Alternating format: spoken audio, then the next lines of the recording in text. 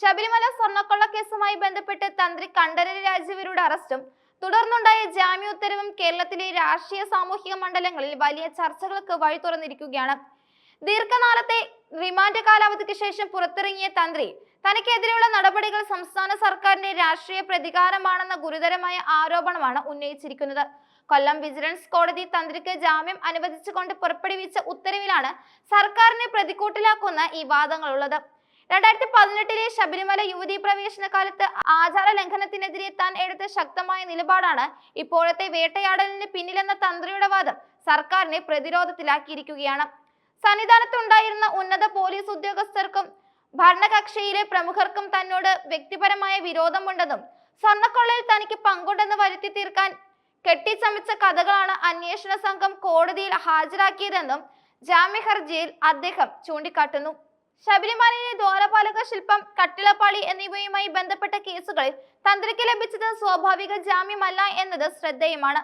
പ്രഥമ ദൃഷ്ട്യാ തന്ത്രിക്കെതിരെ തെളിവുകളില്ലെന്ന് നിരീക്ഷിച്ചുകൊണ്ടാണ് കോടതി വിധി പുറപ്പെടുവിച്ചത്. കേസിലെ മുഖ്യപ്രതിയായ ഉണ്ണികൃഷ്ണൻ പോറ്റിയുമായി തന്ത്രിക്ക് നേരിട്ട് ബന്ധമുണ്ടെന്ന് തെളിയിക്കുന്നതിൽ പ്രത്യേക അന്വേഷണ സംഘം പരാജയപ്പെട്ടത് അവർക്ക് ലഭിച്ച തിരിച്ചടിയായി വിലയിരുത്തപ്പെടുന്നു.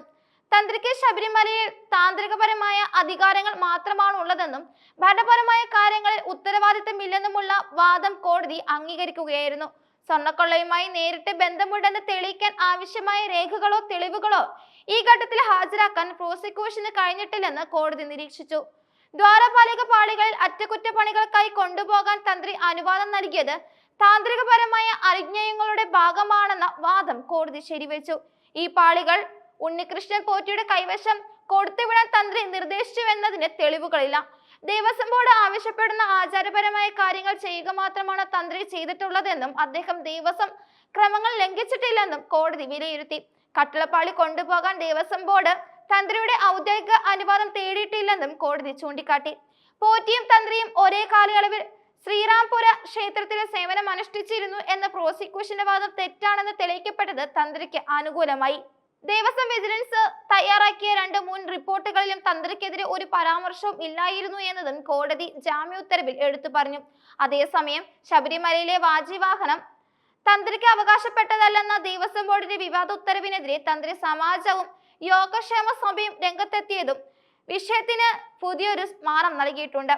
തന്ത്ര സമുച്ചയത്തിലെ നിബന്ധനകൾ പ്രകാരം വാജിവാഹനം തന്ത്രിക്ക് അവകാശപ്പെട്ടതാണെന്നും ഇത് ദേവസ്വം ബോർഡ് തന്നെ മുൻപ് നൽകിയതാണെന്നും യോഗക്ഷേമ സഭ പ്രസിഡന്റ് അഡ്വക്കേറ്റ് PND നമ്പൂതിരി വ്യക്തമാക്കി. ശബരിമലയിൽ നിന്ന് നിലവിലുള്ള തന്ത്രിമാരെ മാറ്റി തങ്ങൾക്ക് താല്പര്യമുള്ള പുതിയ ആളുകളെ പ്രതിഷ്ഠിക്കാനുള്ള ഗൂഢാലോചനയാണ് സർക്കാരും ദേവസ്വം ബോർഡും ചേർന്ന് നടത്തുന്നതെന്നാണ് ഹൈന്ദവ സംഘടനകളുടെ ആരോപണം. ആചാരപരമായ കാര്യങ്ങളിൽ ഉത്തരവിറക്കാൻ ദേവസ്വം ബോർഡിന് അധികാരമില്ലെന്നും തന്ത്രി സമൂഹത്തെ അപമാനിക്കാനുള്ള ബോധപൂർവമായ നീക്കമാണിതെന്നും അവർ ആരോപിക്കുന്നു. തന്ത്രി ഭരണപരമായ കാര്യങ്ങളിൽ ഇടപെടരുത് എന്ന് ദേവസ്വം മാനുവലിൽ തന്നെ വ്യക്തമാക്കിയിരിക്കെ ഭരണപരമായ പാളിച്ചകളുടെ പേരിൽ തന്ത്രിയെ ക്രൂശിക്കുന്നത് എങ്ങനെയെന്ന് തന്ത്രി മണ്ഡലം ഭാരവാഹികൾ ചോദിക്കുന്നു. രേഖാമൂലം അനുജ്ഞ ആവശ്യപ്പെടാതെ സാഹചര്യത്തിലാണ് അത് രേഖാമൂലം നൽകാതിരുന്നതെന്നും ഇത് മോഷണ ശ്രമമായി കാണാൻ കഴിയില്ലെന്നും അവർ വാദിക്കുന്നു. 41 ദിവസത്തെ ജയിൽവാസത്തിന് ശേഷം പുറത്തിറങ്ങിയ തന്ത്രി രാജീവർക്കെതിരെയുള്ള അന്വേഷണം ഇതോടെ പ്രതിസന്ധിയിലായിരിക്കുകയാണ്. മതിയായ തെളിവുകളില്ലാതെ ഒരു പ്രധാന ആചാര്യനെ ഇത്രയധികം ദിവസം തടവിലിട്ടത് മനുഷ്യാവകാശ ലംഘനമാണെന്ന വാദവും ശക്തമാകുന്നുണ്ട്. സർക്കാരും തന്ത്രിയും തമ്മിലുള്ള ഈ പോരാട്ടം വരും ദിവസങ്ങളിൽ കൂടുതൽ രാഷ്ട്രീയ വടംവലികൾക്ക് കാരണമാകും. സ്വർണ്ണക്കൊള്ളയുടെ യഥാർത്ഥ പ്രതികളെ കണ്ടെത്താൻ അന്വേഷണ സംഘത്തിന് കഴിയാത്തത് എന്തുകൊണ്ടാണെന്ന ചോദ്യവും ഉയരുന്നുണ്ട്.